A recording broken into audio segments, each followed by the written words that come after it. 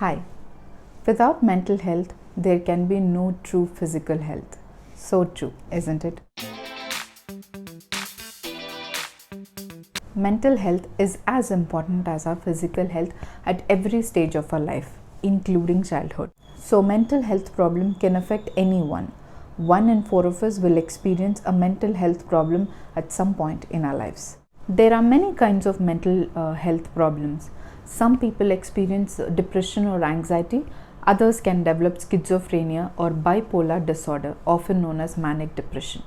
Mental illness is as real and valid as physical illness. Whether there is malfunctions in the brain or in the body, people need diagnosis and treatment. A report by the World Health Organization revealed in 2015 that 7.5% of Indian population suffers from some form of mental disorder. They also predicted that in 2020, 20% of Indian population will suffer from mental illnesses. And with the pandemic situation that we are in right now, I'm sure the number would have gone above 20%. To cater to this demographic, we have less than 4,000 mental health professionals. Depression is a common illness worldwide, with more than 322 million people affected. At its worst, depression can lead to suicide. Close to 8 lakhs people die due to suicide worldwide every year. Suicide is the second leading cause of death in 15 to 29-year-olds. Depression is a leading cause of disability worldwide and is a major contributor to the overall global burden of disease. So it's not cancer or heart disease, it's depression. The treatment gap, that is the prevalence of the mental illnesses and the proportion of patients that get treatment, is over 70%. So we have about 70% of treatment gap. One thing that most countries have in common is the lack of support for people with mental illness, and there is lack of awareness about depression and the treatment for depression. WHO states that even in the high-income countries, nearly 50% of the people with depression do not get treatment. On an average, just 3% of government health budgets are invested in mental health, varying from less than 1% in the low-income countries to 5% in the high-income countries. Malfunctions of the brain can affect one's thinking ability, intelligence, emotions, feelings, and relationship skills.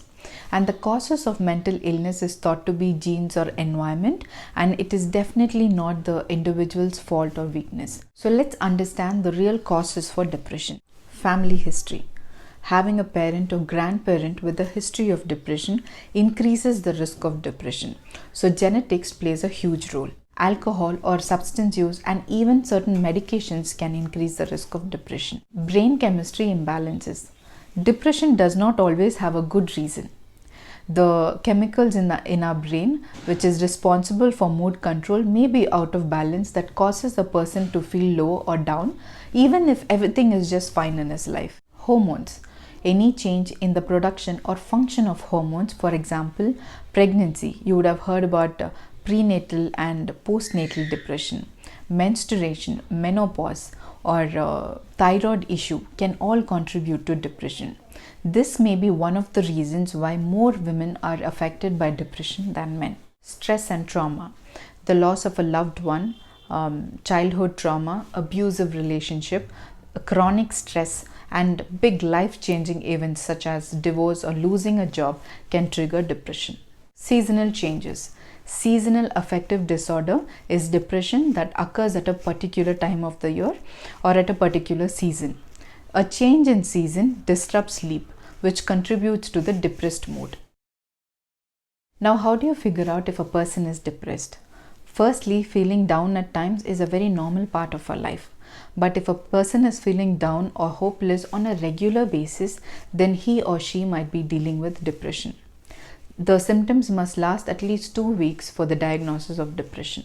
So the common symptoms are feeling of sadness, emptiness, or hopelessness, angry outbursts and irritability, loss of interest in normal daily activities like work, shopping, personal hygiene, hobbies, etc. Significant weight gain or weight loss because of eating more or less than usual, sleeps less than usual or oversleeps, frequently complaints of aches and pains like headache, stomach problems, and back pain, fatigue or loss of energy nearly every day, difficulty in thinking, concentrating, and decisiveness nearly every day.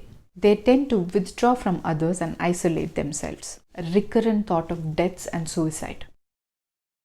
Now let's get to the purpose of this video. How to combat depression. There are many simplest ways to incorporate in our daily life to fight depression, like exercising regularly. Aim for 30 minutes of physical activity for 3 to 5 days a week. It can be Zumba, yoga, walking, jogging, swimming. There are so many. Apart from keeping us fit and occupied, exercise boosts our mental health and it infuses positivity in our life by releasing feel-good hormones called endorphins. These are hormones that improves our mood. Switch to a healthy diet plan. Eating right is necessary not only for your physical health, it also aids in your mental well-being. And do not forget to drink plenty of water. Do not stress yourself too much. It is imperative to maintain a good work-life balance.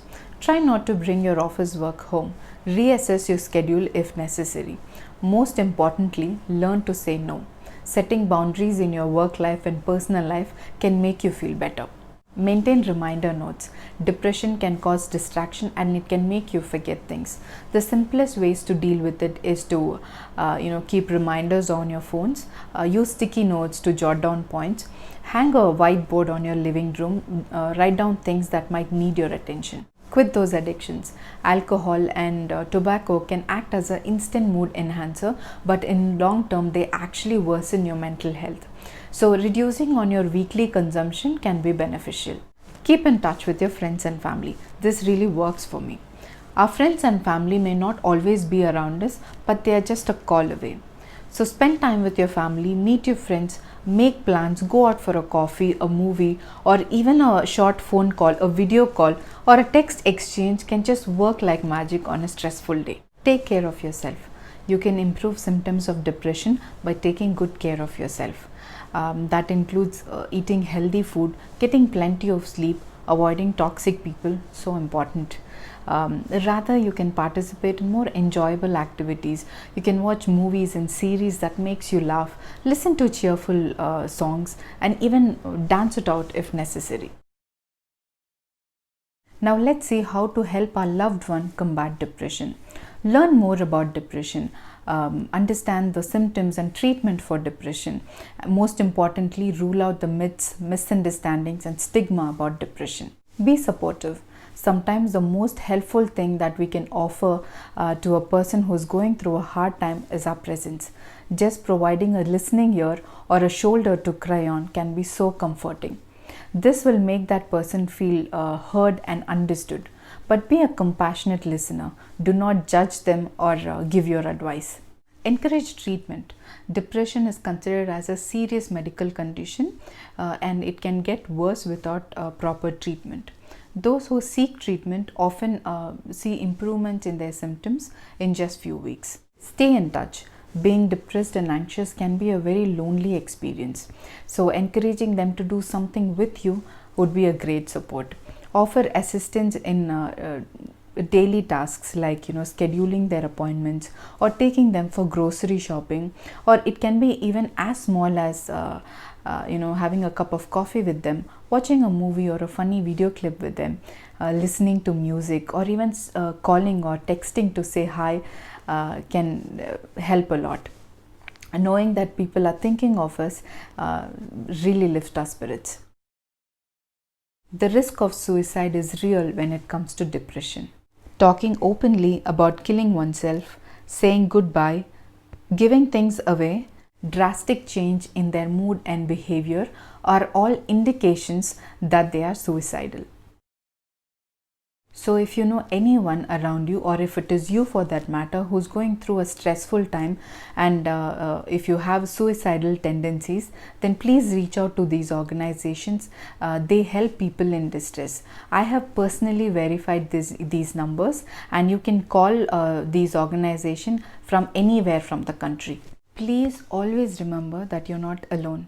We all have our share of good, bad, and ugly phase of our life. So it's okay to be not okay, but it's never okay to give up on yourself. So let's spread love. Take care.